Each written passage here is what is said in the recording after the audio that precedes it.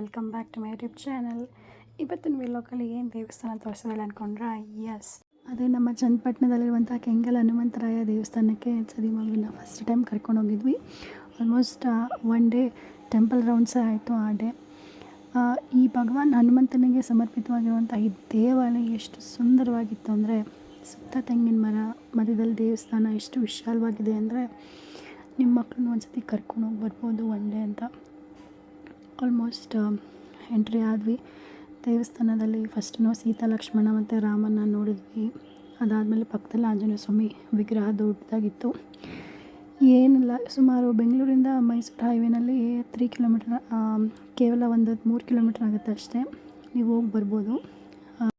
ಏನಪ್ಪ ಈ ದೇವಸ್ಥಾನದ ವಿಶೇಷತೆ ಅಂತಂದರೆ, ಈ ಹನುಮಂತನ ಪ್ರತಿಮೆ ಇದೆಯಲ್ಲ, ಅದನ್ನ ಕೆಂಗಲ್ ಅಂತಲೇ ಕರೀತಾರೆ. ಏನಕ್ಕಪ್ಪ ಕೆಂಗಲ್ ಅಂತ ಕರೀತಾರೆ ಅಂತಂದರೆ, ಆಲ್ಮೋಸ್ಟ್ ರಾಮನಗರದಲ್ಲಿ ಬಂಡೆ ಕಲ್ಲುಗಳೆಲ್ಲ ಸಿಗುತ್ತೆ. ಈ ಸ್ಥಳದಲ್ಲಿ, ಈ ಸುತ್ತಮುತ್ತದ ಸ್ಥಳದಲ್ಲಿ ಕೆಂಪು ಗ್ರಾನೈಟ್ ಕಲ್ಲುಗಳಿಂದ ಈ ಪ್ರತಿಮೆಯನ್ನು ಕೆತ್ತನೆ ಮಾಡಿದ್ದಾರೆ. ಹಾಗಾಗಿ ಈ ಸ್ಥಳನ ಕೆಂಗಲ್ ಎಂದು ಕರೀತಾರೆ ಇದನ್ನು. ಅದೇ ಮೇನ್ ಕಾರಣ. ನಮ್ಮ ಡಾಕ್ಟರ್ ರಾಜ್ಕುಮಾರ್ ಅವರೇ ಹಾಡು ಹೇಳಿಲ್ವಾ, ಓ ಕೆಂಗಲ್ ಹನುಮಂತರಾಯ ಧನ್ಯನಾದೆ ಎಂದು. ನೋಡಿದ್ರಲ್ಲ ಕೆಂಗಲ್ ಹನುಮಂತರಾಯ ಸ್ವಾಮಿ ದೇವಸ್ಥಾನ ಹೇಗಿತ್ತು ಅಂತ. ಅದಾದ ನಂತರ ನಾವು ನೆಕ್ಸ್ಟ್ ಯಾವ ದೇವಸ್ಥಾನಕ್ಕೆ ಹೋಗಬೇಕು ಅಂತ ಪ್ಲ್ಯಾನ್ ಮಾಡ್ತಾಯಿದ್ವಿ. ಹಾಗೆ ಮಮ್ಮಿ ತಿಂಡಿ ಮಾಡಿದ್ರು, ಟೊಮೊಟೊ ಬಾತ್ ಬಿಸಿದು ತಿಂದ್ಕೊಂಡು ಫೈನಲಿ ಮೂವ್ ಆದ್ವಿ.